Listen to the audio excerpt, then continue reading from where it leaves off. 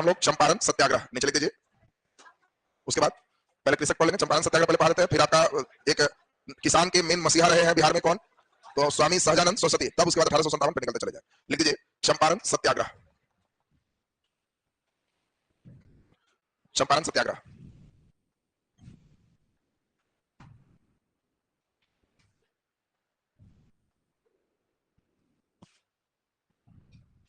सबसे पहले हम लोग देखेंगे क्षेत्र, सत्याग्रह प्रारंभ होने का कारण, सत्याग्रह का फिर प्रारंभ जिसमें महात्मा गांधी का हस्तक्षेप होगा, गांधी का आगमन, और फिर हम लोग देखेंगे परिणाम या महत्व।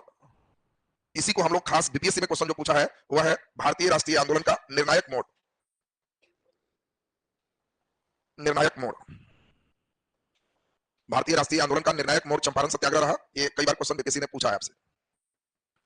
तो हम लोग सबसे पहले आज की क्लास में दो चीज देखेंगे, एक क्षेत्र और दूसरा क्या देखेंगे कारण। कल के क्लास में पूरा आपका कंप्लीट करेंगे, तो कल आपका चंपारण सत्याग्रह खत्म हो जाएगा। तब हम लोग फिर कृषक आंदोलन को ही आगे बढ़ाएंगे, स्वामी सहजानंद सरस्वती का अध्ययन करेंगे। उसके बाद तब इन दोनों को होने के बाद तब 1857 का विद्रोह, फिर 1857 को जान के एक साथ रख दिए, क्योंकि 1857 विद्रोह के बाद बीपीएससी इसी बार नेचर एकदम रिवर्स किया है, सोच से भी अलग क्वेश्चन दे दिया कि भारतीय राष्ट्रीय कांग्रेस के उदय किन परिस्थितियों में हुआ, जीएस में डाल दी। तो 1857 के विद्रोह के बाद जस्ट 1885 पढ़ा देंगे भारतीय राष्ट्रीय कांग्रेस, तब असहयोग, सविनय, भारत छोड़ो, पूरा भारतीय राष्ट्रीय आंदोलन एक साथ पढ़ेंगे। तो उससे आपका यहाँ से एक क्वेश्चन भी निश्चित हो जाएगा, और तब इस पेज को कंप्लीट, तब चिंतन थाउट पे हम लोग चले जाएंगे। तो चलिए हम लोग अभी देखें आज के क्लास में बहुत इंपॉर्टेंट सेक्शन है चंपारण सत्याग्रह, जिसने मोहनदास करमचंद गांधी को महात्मा का दर्जा दिलाया।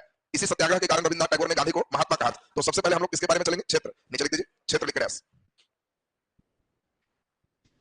क्षेत्र लिख के डैश दे दीजिए। देखो अब एक दो बात खूब बढ़िया से समझिए, ध्यान देंगे तो बातें क्लियर होगी, फिर क्षेत्र आप समझ पाओगे। इसमें देखिए, इसमें मुख्य बात क्या है उसको समझना है। अंग्रेजों ने भारत में कृषि का वाणिज्यीकरण किया, एक सबसे इंपॉर्टेंट सेंटेंस है हिस्ट्री का, कृषि का वाणिज्यीकरण, कृषि का वाणिज्यीकरण ये अंग्रेजों ने भारत में किया। कृषि का वाणिज्यीकरण समझते हैं आप लोग, लगभग 1800 ईस्वी के आसपास में अंग्रेजों ने शताब्दी में एक ही काम किया। पहले कृषि का मतलब सिर्फ एक होता था खाद्यान्न फसल, खाद्यान्न का मतलब खाने वाला।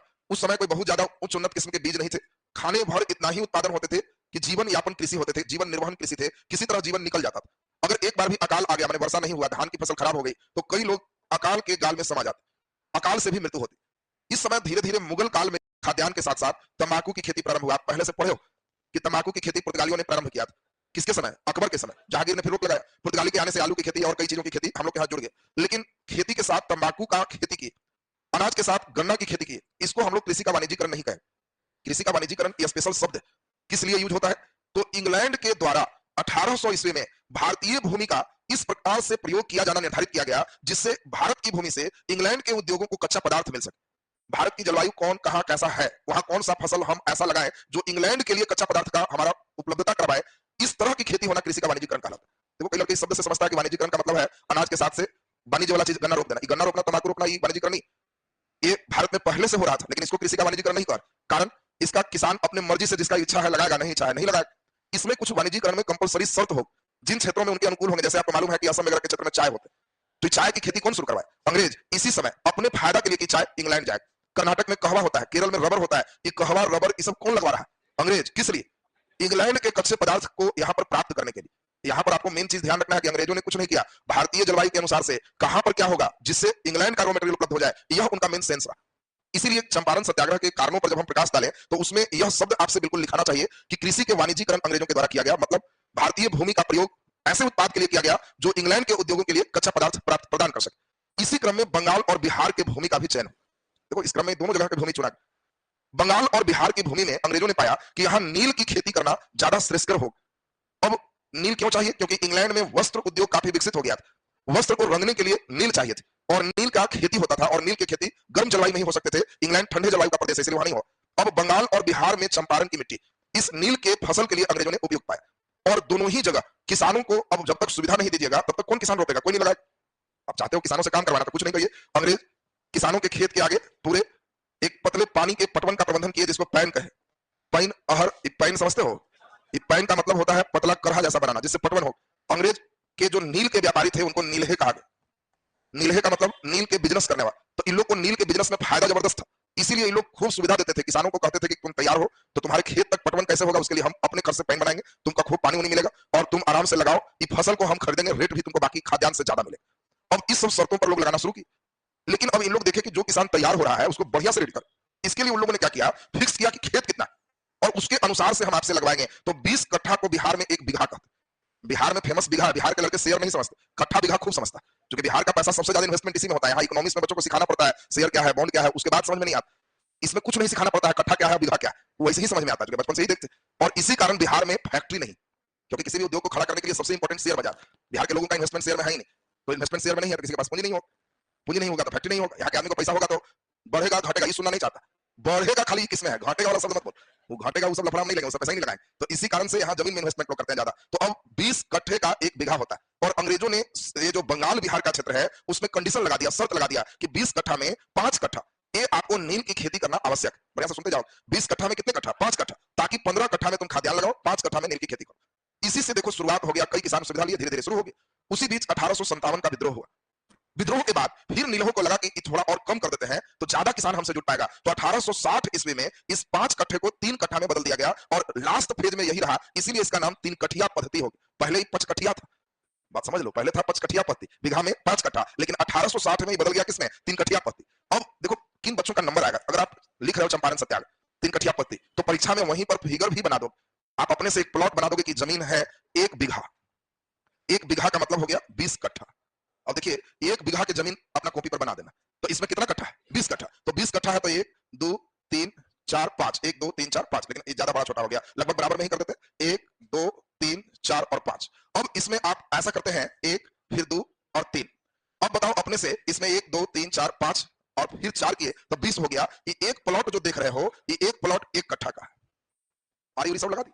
देखिए खूब बढ़िया से परीक्षा में एग्जामिनर आपकी कल्पना शक्ति देखता कि इस बच्चे के अंदर कितना कल्पना शक्ति। एक बच्चा केवल 3 कट्ठा लिख के निकल गया, और तुम इसको आराम से 1 बीघा 20 कट्ठा, एक प्लॉट को लिखा 1 कट्ठा, और फिर आराम से इसी में हम ऐसे किए, फिर ऐसे किए और फिर ऐसे किए। अब बताओ क्या कट्ठा हो गया, 3 कट्ठा, और इसी को ऐसे कर दिया और कहे कि यह 3 कट्ठा जो भूमि है यह नील की खेती के लिए आवश्यक है, ब्रैकेट में 3 कठिया पत्ती। अब जांचने वाला को देखो लिखा हुआ बहुत कॉपी मिलेगा, लेकिन फिगर उगर बनाया हुआ कम मिलेगा। 3 कठिया और चंपारण में कौन फिगर, अचानक जब नयापन देखेगा तो उसका कलम रुकेगा और मुस्कुराएगा कि वेरी गुड, बहुत बढ़िया डिजाइनिंग इसने किया है, इसने फिगर के माध्यम से समझाया, तो इससे आपके अंक बढ़ते हैं और कुछ नहीं। तो ये आपको एक आउटलाइन ध्यान रखना है कि लिखने में हमें इस तरह का फिगर की कल्पना करना है परीक्षा में। अब ध्यान दीजिए, तो 3 कठिया पद्धति के द्वारा किसान तैयार हो गए। अब यहां तक किसानों को कोई बहुत समस्या नहीं है, जबरदस्ती थोड़ी किसी से खेती करा, जो खेती ले रहा है उसको सुविधा मिल रहा है, सुविधा मिलने के साथ साथ सारी फैसिलिटी मिल रहा है। अब समस्या क्या आता है उसको समझो तो कारण क्लियर हो जाएगा। 1900 ईस्वी आते आते, इस समय 1860 में जो किसान लगा रहे खुश है, उनको कोई बहुत समस्या नहीं। 1900 ईस्वी आते आते सबसे बड़ी समस्या क्या है, जर्मनी में, यूरोप में रासायनिक विधि से नील बनाने की तकनीक विकसित होगी। अब देखो जर्मनी खेती छोड़ दिया और रासायनिक विधि से नील बनाने की टेक्नोलॉजी विकसित कर। अब बताओ मशीनों के द्वारा हम नील बनाए और एक किसान खेती करके नील उपजाए, क्या दोनों का रेट बराबर कभी हो सकता है, नहीं हो। एक महिला हाथ से स्वेटर बुने और एक मशीन बुने, महंगा कौन होगा, हाथ वाला महिला को 5 दिन लगेगा, वो कहेगी कि लेबर कॉस्ट एक दिन में 400 है, हमको लेबर से भी नीचे 100 रुपया दो, 400 मत दो, 5 दिन लगा तो 500 कम से कम बुनाई हो। मशीन तुरंत बुना कहा कि 50 रुपया बुनाई, तो बताओ कहां से टक्कर दोनों को दे पाएंगे। यही कारण हम लोग देखे कि जैसे ही जर्मन ने रासायनिक विधि से नील का उत्पादन शुरू किया, यह समस्याएं प्रारंभ हो गए। कारण अब बाजार कैसा हो गया, प्रतिस्पर्धी हो गया। प्रतिस्पर्धी का मतलब कंपिटेटिव मार्केट हो गया। कंपिटेटिव मार्केट में अब है क्या, जर्मनी एक कड़ा टक्कर देने लगा नील के लिए। अब इंग्लैंड का कहना था कि ज्यादा से ज्यादा नील उपजवाओ, ज्यादा से ज्यादा लो। यहां अब जितने किसान रोप दिए हैं, जर्मनी कह रहा है कि रेट मेरा 12 रुपए, मान लो 10 रुपए, तो ये बेचारे का रेट 10 नहीं, अभी 40 पे चल रहा, अचानक रेट गिर गए। कंपिटेटिव मार्केट होने से अब इनके लागत निकलना भी मुश्किल हो गया। और एक डाटा दे दोगे, 1909 में मॉर्ले मिंटो जो अधिनियम है, उसमें नील के किसानों के लिए रेट फिक्सेशन भी किया। जैसे आजकल आप लोग देखते होंगे कृषि के लिए समर्थन मूल्य होते, उस समय अंग्रेजों के द्वारा भी इसके समर्थन मूल्य दिए जाते थे। और 1909 का एक मूल्य को कोट करोगे कि 1 एकड़ नील लगाने पर, 1 एकड़ का मतलब लगभग 1.5 बीघा के आसपास हो। अब सोचो कि 1 एकड़ का मतलब 1.5 बीघा में अगर कोई किसान नील रोपेगा तो उसके 1 एकड़ में अच्छे नील की खेती रहेगी तो 12 रुपया रेट तय हुआ। 1.5 बीघा में नील लगाना है, बीघा में 3 कट्ठा, वैसा करते करते 3-3 कट्ठा जोड़ के वो लगभग पहुंच जाए 30 कट्ठा, तब किसान को मिलेगा 12 रुपया। बहुत अच्छा खेती है तब इस सरकारी रेट। और इस रेट को कोट करने के बाद समस्याएं प्रारंभ करोगे कि इसी से समस्या क्या आई, अब जो किसान है उनके लागत निकलना मुश्किल। अब सबसे बड़ी समस्या है नीलहे के द्वारा इनका शोषण किया जा रहा है। अब जो किसान कह रहा है कि हम नील नहीं लगाए, घटा होगा तो कौन लगाए, तो नीलहे फटाफट कह रहा है कि नील नहीं लगाएगा। बगल में करहा बनवाया था, उसका पैसा कौन देगा, तुम्हारे खेत से करहा हम बनाए थे, वो तुम जिस समय एग्रीमेंट किया था उससे तुम पानी पटा रहा था, तो उसका तो हम नहीं पटाएंगे। अरे भाई करहा बना के अगला खेत हम पटाएंगे तो गलती से तो पटी जाए, अगला हम पटाएंगे तो पटी जाए, इसीलिए तुम रोको चाहे नहीं, अगर अलग हो गए तो हम कई प्रकार का तुमसे टैक्स लेंगे। अब इन चीजों के नाम पर नीलहे के द्वारा नील के किसानों का शोषण प्रारंभ हो जाता है 1906 के 9 के बाद। यही जब शोषण प्रारंभ हुआ तो वहां के किसान अब शोषण हो रहा है तो आवाज उठाए। अब किसान पुलिस स्टेशन जा रहा है, न्यायपालिका में कोर्ट में केस कर रहा है, लेकिन पुलिस भी किसका पक्ष लेती थी, नीलहे का, अंग्रेज का, वो भी अंग्रेज थे। किसानों को कहती थी कि भाई तो ठीक ही ना कर रहा है, बगल में कर रहा है तो टैक्स दो, क्यों नहीं लगाएगा, एग्रीमेंट क्यों किया था। तो अब बेचारे न्यायपालिका में भी जा रहे हैं तो यही मामला निकल रहा है। ऊपर से कई टैक्स वगैरह लेकर के जो नहीं दे तो नीलहे अब लठैत पालना शुरू कर, गांव में मुस्तन लोग को लठैत में बहाल कर रहा है, पैसा दे रहा है, जो किसान दिस दैट किया भरपेट मारो। अब देखिए इन लोग ताकत के बल पर इनका शोषण प्रारंभ कर दिया। अब इसी कारण से इन लोग रोड पर धरना प्रदर्शन सोचे करने के लिए रोड जाम किए, अंग्रेज पुलिस कई लोग का पैर हाथ साफ कर दिया, कई लोग को जेल भेज दिया। सब तरफ से जब ये थक गए तब यहीं के किसान है राजकुमार शुक्ल। अब देखिए पहले तो आप समझे कि स्थितियां क्या हुई है, आप स्थिति को इसलिए हमने पहले समझाया कि डिटेल पहले स्थिति को समझो। अब राजकुमार शुक्ल और दूसरे एक व्यक्ति हैं संत राउत। इस संत राउत और राजकुमार शुक्ल का ध्यान आया कि हम लोग की आवाज भारतीय राष्ट्रीय कांग्रेस, कांग्रेस हर साल अलग अलग स्थानों पर मीटिंग करती है, भारतीयों को जो भी कष्ट है समस्याएं हैं उस मीटिंग में मुद्दा उठाती है और उन बातों पर कुछ प्रस्ताव पारित करती है। तो क्यों नहीं हम लोग भारतीय राष्ट्रीय कांग्रेस में भारतीय नेता से अपने दुख को हम बताएं। और यही दोनों 1916 में भारतीय राष्ट्रीय कांग्रेस का बैठक लखनऊ में निर्धारित था और ये लोग लखनऊ पहुंच गए। इसमें 1915 में महात्मा गांधी भारत आए थे। भारत आने के बाद गांधी भी इस अधिवेशन में भाग लिए हुए थे और गांधी का चेहरा इस समय दक्षिण अफ्रीका से चमकते हुए आया था। सभी लोग बड़ा उम्मीद कर रहे थे कि दक्षिण अफ्रीका में तो बहुत पूरा बढ़िया से सबको आंदोलन का नेतृत्व किए, इंडिया में भी अच्छा करे। इसी समय हमने बताया कि जब ये दोनों आके ब्रजकिशोर प्रसाद से मिले, बहुत बड़े अधिवक्ता, तो ब्रजकिशोर प्रसाद इनकी पूरी समस्याओं को सुने, समझे क्या नील के किसानों को दिक्कत, तो इन्होंने इनकी समस्याओं के लिए इस लखनऊ अधिवेशन में एक प्रस्ताव लाया कि एक जांच कमेटी भारतीयों का बनना चाहिए। वह जांच कमेटी चंपारण में जाकर के विधिवत जांच करे कि क्या सही में समस्या है, तो अगर है तो उसको अंग्रेजों के पास हम लिख के दें।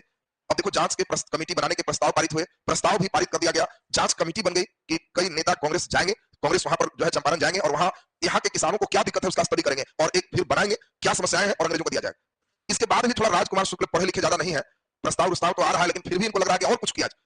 तो ब्रजकिशोर प्रसाद इशारा करते हैं गांधी जी की तरफ कि देखो वो अफ्रीका से आए, कुछ चाह लेंगे तो कुछ हो जाए। तो बस दौड़ के पहुंचते हैं गांधी जी के पास और गांधी जी के बगल में अपनी समस्या को बता के कहते हैं कि आप भी कुछ बोली। लेकिन गांधी जी खुद कहते हैं अपने पुस्तक में कि हम कभी बिहार के चंपारण के नील की खेती नहीं देखे थे, क्योंकि तो बंगाल और बिहार में था, हम गुजरात के आदमी, तो इस समय हम देखे नहीं थे, सुने भी नहीं थे, समस्याओं को नहीं जानते थे, तो हम साफ मना कर दिया। हमने सीधा सीधा कह दिया कि जब तक हम समस्या को सामने से नहीं देखेंगे हम कुछ नहीं बोले। हम बोल दिया मालूम चला कि आप ही दोनों झूठ बोल के आ गए, मालूम चला उधर सही है, तब क्या होगा, हम दक्षिण अफ्रीका से आए, करियर हम बर्बाद नहीं करेंगे, हम देखेंगे तब कुछ बोलेंगे। तो इन लोग कहते हैं कि तो ठीक है चलिए देख लीजिए भाई, समस्या देखने में क्या है। गांधी कहे कि अच्छा ठीक है हम देखने आएंगे, एक बार समस्या आपका जरूर देखेंगे। ये सुन के राजकुमार शुक्ल बड़ा खुश हो गए अपना, इधर जांच कमेटी बन गई। गांधी जी आराम से 16 में गए, अब कब आएंगे कुंडली मारे हुए पता ही नहीं। दूसरी बार फिर गांधी जी बगल में आए, राजकुमार शुक्ल सुने तो फिर वहां पहुंच गए, वो फिर कहे कि हम आएंगे आपके यहाँ एकदम देखेंगे, देख लेंगे तब हम कुछ बोलेंगे, फिर कह के फिर गुजरात चले गए। अब राजकुमार शुक्ल 2-3 महीना देख रहे हैं, कुछ है ही नहीं, कुछ कर ही नहीं रहा, तो बढ़िया बिस्तर उठा के वो भी गुजरात चले और साबरमती आश्रम में जब पहुंचे गांधी जी देखे कि अरे ये फिर आ गया है। तो गांधी जी कहते हैं कि अनपढ़ परंतु जिद्दी, स्वभाव से सीधा। राजकुमार शुक्ल को जब हम गुजरात देखे तो वो एक ही चीज कारण लगा रहे थे, कब चलिएगा बताइए, डेट बताइए, कैलेंडर अपना देख लीजिए कब चलेगा, हम उस डेट पर जो आपका डेट सूट कर वही दिन आई, हम जिद नहीं कर रहे, जो डेट सूट कर। राजकुमार शुक्ल की इन बातों से गांधी कहते हैं कि हम फिर डेट नहीं दी, भले गुजरात आ जाओ, हमको बहुत इंटरेस्ट भी नहीं था। वो कहते हैं कि लेकिन हम एक कह दिए कि जाइए हम वादा करते हैं कि आपका एक बार आएंगे। वादा हुआ उतना चखाने के बाद कि एक बार वादा कर रहे हैं कि जरूर आएंगे, और गांधी कहते हैं कि वादा करने के बाद स्वयं को बोझिल महसूस कर रहे थे कि भाई वादा कर दिया तो जाना तो अब पड़ेगा, अब लेकिन देखते हैं क्या कैसा रहेगा। तो गांधी कहते हैं कि हमारा कुछ दिनों के बाद कलकत्ता में एक प्रोग्राम है, आप कलकत्ता आइए, वहां से डेट तय करें। कि देखिए कि फिर एक बार कलकत्ता बुलाते हैं, बिहार से आदमी गुजरात, फिर बुलाएंगे कलकत्ता, तो अपने गुस्सा के छोड़ देगा कि छोड़। कई व्यक्ति होते हैं कि जो तुरंत भर में पिनक के छोड़ देते हैं, तो उन लोग राजकुमार शुक्ल से सीखिए। उन लोग दूसरे व्यक्ति हैं बीएचयू बनारस हिंदू यूनिवर्सिटी के संस्थापक पंडित मदन मोहन मालवीय से सीखिए। ये सब व्यक्ति को आप खुद सुनेंगे, पंडित मदन मोहन मालवीय, सोचो कि बनारस हिंदू विश्वविद्यालय बनाने चले, पैसा कुछ नहीं, यूनिवर्सिटी बनाए। बनारस के नवाब मुस्लिम थे, कहे कि जब तक नवाब हजारों लाखों नहीं निकालेगा कैसे यूनिवर्सिटी बनेगा, बाकी कहीं आप जाते हैं तो 2 रुपया 1 रुपये से खाओ। नवाब के पास गए कि जी हिंदू विश्वविद्यालय बना रहा है, चंदा दीजिए। नवाब मुस्लिम थे, वो तुरंत कहे भागो यहाँ से, भगाओ, फिर भगा दिए। जितना लोग गया कहा कि अब हम इसके दरवाजा नहीं आएंगे, बहुत बेइज्जती कर दिया। लेकिन मदन मोहन मालवीय कहे कि नहीं बिना इनके बनेगा नहीं, ये जो कहे। फिर कुछ दिन में पहुंचे कि हुजूर जो इच्छा दे दीजिए, आप 1 रुपया दे दीजिए, आशीर्वाद समझ के हम ले लेंगे। तो भागता है कि नहीं तुम कुछ नहीं देंगे। फिर तीसरा बार पहुंच गए, हुजूर जो है बना रहता बड़ा मंदिर, तो आपका कुछ लगना चाहिए, आप यहाँ के राजा। फिर भगाए। चौथा बार जब नवाब देख लिया तो एकदम गुस्सा, और जैसे ही देखा इनको मदन मोहन मालवीय को, नवाब जूता फेंक के मार कि तुम फिर आ गया। तो ई कहे बस हुजूर हमको मिल गया, जूता लेके भाग। और बाजार में जूता का नीलामी किया कि साधारण जूता नहीं है, नवाब का एक जूता है, और कीमत लगाओ जितना में ले जाओ, घर में रखना नवाब का जूता, और उस पैसा से हम यूनिवर्सिटी बनाए। जब नवाब के कान में खबर गया कि जूता नीलाम कर रहा है, तब नवाब को लगा कि ये ऐसा जिद्दी नहीं देखे, तो बोला उसको, क्या बोल कितना चाहिए, लो इतना जूता, मेरा इज्जत बर्बाद कर दे। तो देखिए ऐसे ऐसे कुछ लोग हैं जो जिद से कुछ भी संभव बनाते हैं, उसी में से एक है राजकुमार शुक्ल। अब गांधी देखो गुजरात, अब कोई आदमी गुजरात जाए उसके बाद भी डेट ना मिले तो क्या वो फिर दोबारा कहीं जाएगा, वो कहेगा बहुत घमंडी है, इसके पास एकदम नहीं जाए। और गांधी को जो डेट दिया गया कलकत्ता आने का, एक दिन पहले से पहुंचे हुए हैं राजकुमार शुक्ल। गांधी वहां भी जब देख लिए तब कहे क्या, कहे जी अब डेट के लिए जब बोलिए आप, गांधी कहे कि हो गया अब तुम्हारे साथ ही चलेंगे, अब डेट उठ नहीं। और यहीं से गांधी बिहार आते हैं, और गांधी के साथ एक नया सेक्शन इसमें हम लोग चलेंगे, और वह सेक्शन आपका क्या होगा, पूरे इसमें प्रारंभ कैसे हुआ, गांधी ने किस प्रकार इसको शुरू किया। अभी हम लोग 2 बात देखे, एक क्षेत्र और दूसरा कारण। देखो अब क्षेत्र में दूसरा 2-3 बात, चंपारण सत्याग्रह कोई बच्चे लिख रहा है परीक्षा में, तो आपसे उम्मीद की जाती है कि आप इसके मानचित्र पर, बिहार के नक्शा पर इनके क्षेत्र को प्लॉटिंग करो। 3 कठिया पत्ती में 20 कट्ठा में 3 कट्ठा की प्लॉटिंग करोगे, 2-3 मानचित्र होना चाहिए, नक्शा होना चाहिए। तो पहले चंपारण सत्याग्रह का हिस्सा बताओ, बिहार बनाने तो सबको आता है, ये खरगोश का कान बनाना, अब फिर यहाँ से निकल जाना है, और फिर यहाँ से बढ़ा लेना, और फिर यहाँ से आपको इस तरह का स्टेप लेना। यहाँ से जो आप बढ़ोगे तो थोड़ा बीच में धंसोगे नवादा, और फिर यहाँ पे जमुई बांका का सेक्टर होगा और यही आपको यहाँ लाके मिला लेना। अब इसमें आपको जो ध्यान देना है वो सबसे इंपॉर्टेंट है, यही जो क्षेत्र है, यह क्षेत्र ही हम देखें आज पूर्वी चंपारण और पश्चिमी चंपारण दोनों मिलाकर के यही क्षेत्र में नील की खेती होती थी और यह चंपारण सत्याग्रह का क्षेत्र रहा। तो अब बताइए इसमें बिहार के किस हिस्से में, उत्तर पूर्व के उत्तर पश्चिम, उत्तर पश्चिम में चंपारण सत्याग्रह नील की खेती होती थी। तो क्या मानचित्र भी क्लियर है सबका? चलिए तो फटाफट हम लोग लिख दीजिए नीचे क्षेत्र लिख डैश, क्षेत्र लिख डैश लिखे, लिखिए बिहार के उत्तर पश्चिम क्षेत्र, बिहार के उत्तर पश्चिम क्षेत्र जिसके अंतर्गत पूर्वी चंपारण और पश्चिमी चंपारण का क्षेत्र शामिल था, जिसके अंतर्गत पूर्वी चंपारण और पश्चिमी चंपारण का क्षेत्र शामिल था, वहां के नील के किसानों के शोषण और समस्या के निदान के लिए, शोषण और समस्या के निदान के लिए चंपारण सत्याग्रह प्रारंभ हुआ, चंपारण सत्याग्रह प्रारंभ हुआ।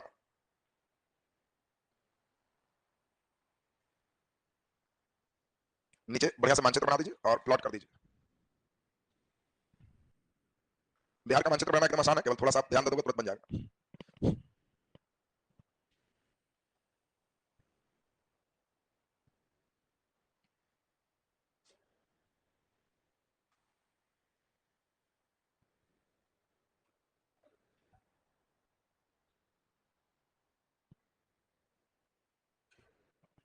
बना दिए?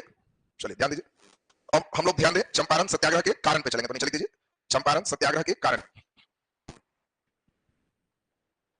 चंपारण सत्याग्रह के कारण,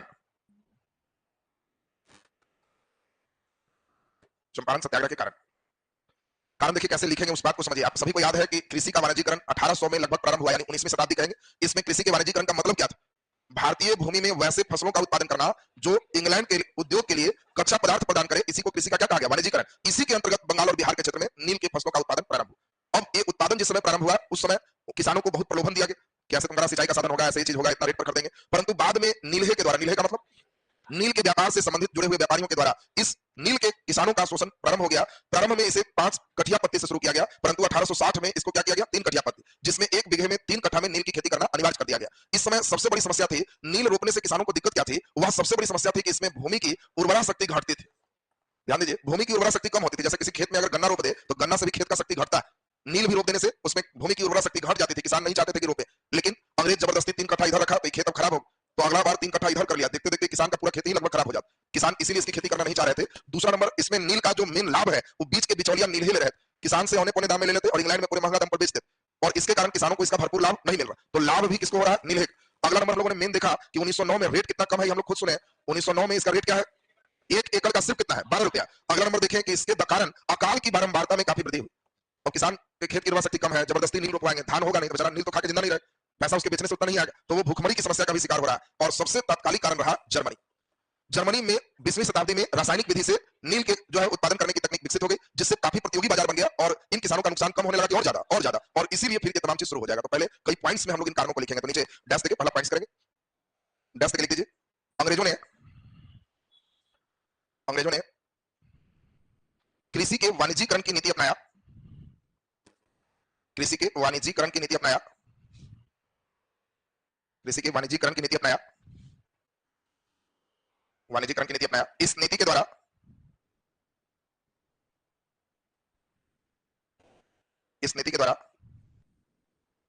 भारतीय भारतीय कृषि उत्पाद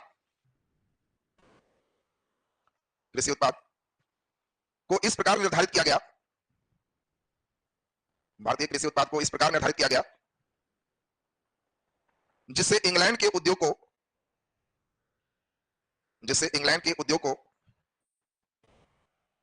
को कच्चा पदार्थ प्राप्त हो सके, कच्चा पदार्थ प्राप्त हो सके, कच्चा पदार्थ प्राप्त हो सके। इसके अंतर्गत बिहार के उत्तर पश्चिम हिस्से में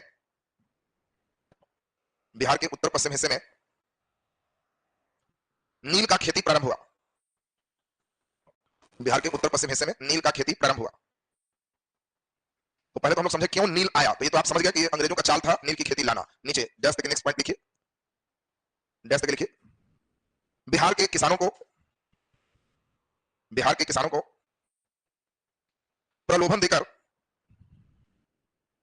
बिहार के किसानों को प्रलोभन देकर प्रारंभ में एक बिघा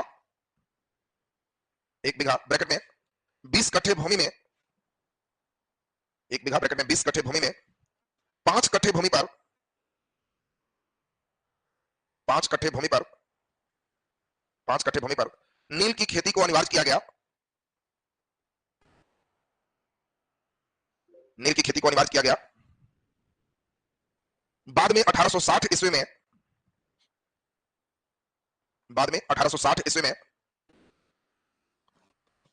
5 कट्ठा को घटाकर 3 कट्ठा किया गया।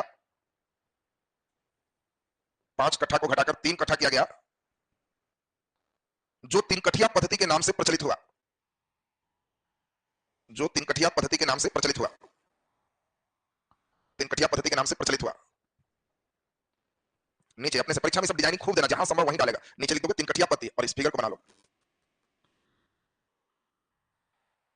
3 कठिया पद्धति लिख करके इसको बना लोगे। 1 बीघा 20 कट्ठा प्लॉटिंग कर लोगे, 3 कट्ठा नील फसल। परीक्षा में सब जो बच्चे जितना ज्यादा आउटलाइन वगैरह बनाएंगे उनको उतना ही अच्छे मार्क्स आएंगे, क्योंकि आपको कुछ नया करना है जो बाकी बच्चे नहीं करें। कोई जरूरी नहीं है कि सब लोग बैठ के यही तीनों कोना रंग देना, ऊपर के भी 3 रंगेगा तो 3 कठिया रहेगा। और तुम्हारे मन में आगा कि जो जहां तहां तो कोई 3 रंग देगा तो 3 कठिया रहेगा। ये नहीं कि देख के सब इधर रंगा तो इधर रंग देना, और इधर रंग देगा तो कहेगा जा वो गड़बड़ हो गया। सबका देख रहे हैं, सब हमारे जैसा रंग दिया, वही 3 कट्ठा धर लिया है। साइड में है ना, तो ठीक है, खेत बदलते रहना। चलो जो रंगा है वहां लिख दीजिए 3 कट्ठा में नील फसल। 3 कट्ठा में नील फसल।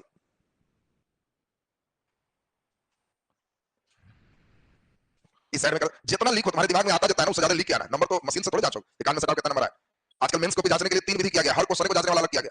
पहला क्वेश्चन अलग टीचर जांचेगा, तो दूसरा अलग टीचर जांचेगा, तीसरा तुम्हारे अलग टीचर जांचेगा, ताकि कोई एक टीचर को कोई खरीद करके रैंक नहीं ले। उसके बाद सबके जांचने के बाद सेकंड लेयर का टीचर रखा गया है, एक बार इवैल्यूएट कीजिए। कोई ऐसा आंसर तो नहीं है जिसमें कम दे दिया गया और बढ़ सकता है तो बढ़ा दीजिए, ऐसा तो नहीं कि ज्यादा दिया गया तो घटा दीजिए। सेकंड लेयर पे लाया गया। अब तब रिजल्ट देने के प्रावधान किए गए हैं। पिछले वर्ष से इस साल से जो कॉपी जांच होगा, इसमें ये नियम अतुल प्रसाद जी लाए। तो इस बार जो मेंस में है ना, वो जबरदस्त जांच। तो इस सब में जो बच्चे बढ़िया से जितना जान रहा है उससे ज्यादा लिख के आना। अब ध्यान दीजिए, यहाँ पे हो गया 3 कट्ठा में नील, तो इधर खींच दिए कि शेष 17 कट्ठा में खाद्यान्न फसल। सब लिख दो, जितना जान रहा हूं उससे ज्यादा लिखो। लिखने का ही तो परीक्षा में जांच है। शेष 17 कट्ठा में खाद्यान्न फसल। ये मन मत सोचना कि बाकी जांच वाला समझेगा नहीं सर, सब समझ लेगा। लिखो तुम अपना। हाँ, और कुछ पॉइंट नहर बना सकता है तो सब परीक्षा में लास्ट में बनाते रहना। चलिए नीचे डैश तक लिख दीजिए। बचे हुए समय में तुम जितना जैसे भी लगा लो, कोई दिक्कत नहीं है। नीचे डैश तक लिख दीजिए। नेक्स्ट पॉइंट लिखिए। तुम कौन फसल रोक के ज्यादा खुश रहे? नीचे 5 कठिया बना रही है तो ये सब तो भयंकर तेज है कि सर 3 कठिया की, 5 कठिया मारेंगे, 3 कठिया मार एक को करना, दोनों मत करना। नीचे डैश तक लिख दीजिए।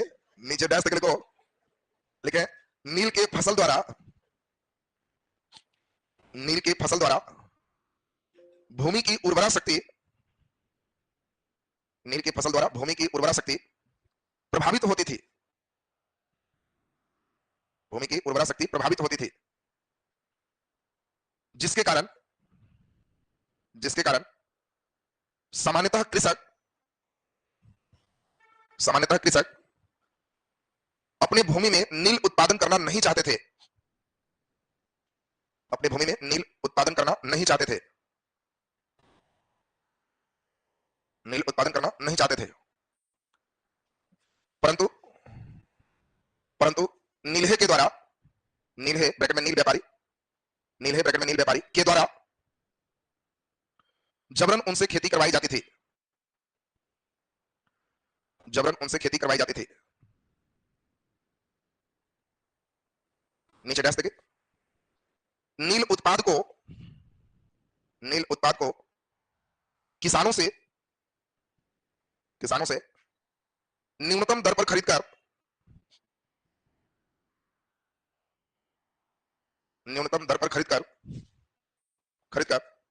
उसे अंतरराष्ट्रीय बाजार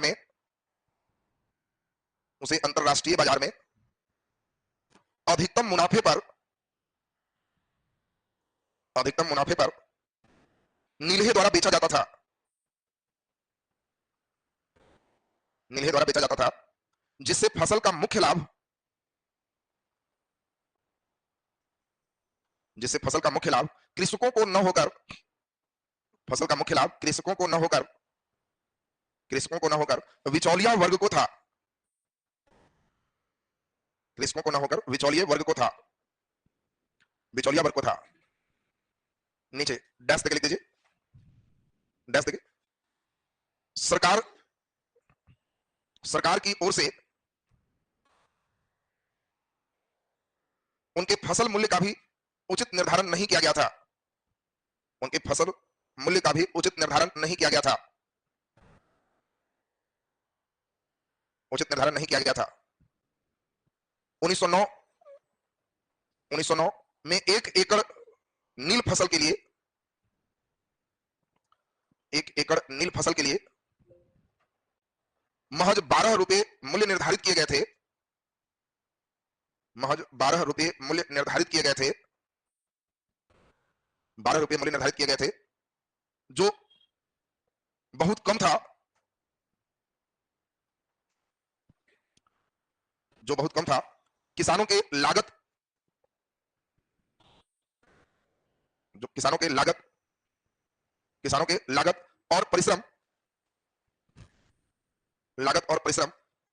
की दृष्टि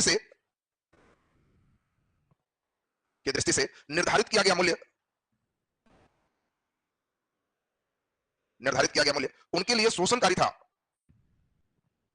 निर्धारित किया गया मूल्य उनके लिए शोषणकारी था। नीचे डैश देके लिख दीजिए, डैश देके। नेक्स्ट पॉइंट लिखिए, खाद्यान्न फसलों के स्थान पर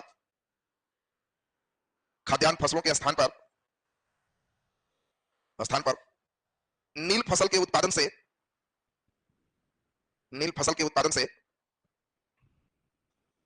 खाद्यान्न समस्या भी उत्पन्न हुई,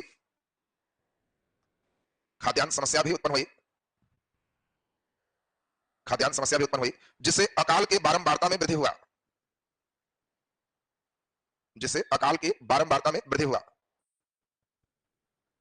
अकाल के बारंबारता में वृद्धि हुआ। चलिए नीचे एक पॉइंट और मेन कर ले, नीचे डैश लिख दीजिए। 20वीं शताब्दी के प्रारंभ होते होते 20वीं शताब्दी के प्रारंभ होते होते जर्मनी में रासायनिक विधि से नील के उत्पादन की तकनीक विकसित हुआ, रासायनिक विधि से नील के उत्पादन की तकनीक विकसित हुआ,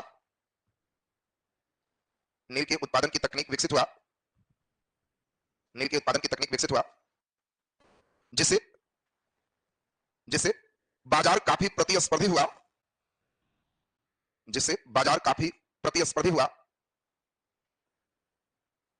इसके कारण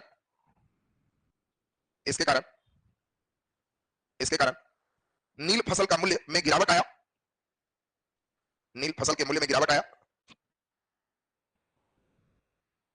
जिसका मुकाबला करने में बिहार के नील के किसान असमर्थ हुए।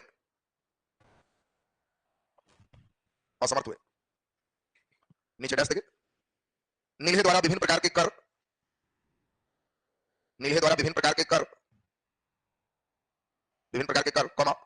जबरन लठैत द्वारा, लठैत समझते हो ना, लाठी ले हुए आदमी के रखते थे, जबरन लठैत द्वारा किसानों पर दबाव बनाकर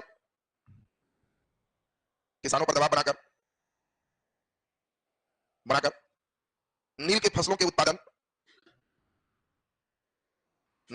उत्पादन से किसान मुक्ति चाह रहे थे।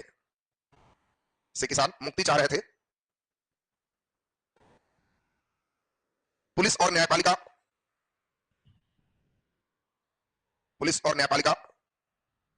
द्वारा उचित न्याय नहीं मिलने से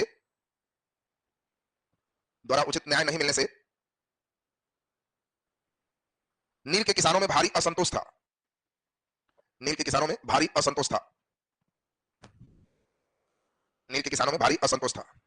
चलिए, तो अब चंपारण सत्याग्रह का कारण तक आप देखें। अब हम लोग इसका प्रारंभ देखेंगे, तो नीचे हेडिंग दे दीजिए, चंपारण सत्याग्रह का प्रारंभ, ब्रैकेट में महात्मा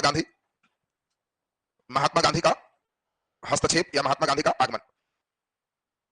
महात्मा गांधी का आगमन या महात्मा गांधी का हस्तक्षेप। चंपारण सत्याग्रह का प्रारंभ, महात्मा गांधी का आगमन। अगले दिन आपका दोनों सेक्शन चलेंगे, आगमन भी होगा और समाप्त होकर परिणाम भी होगा।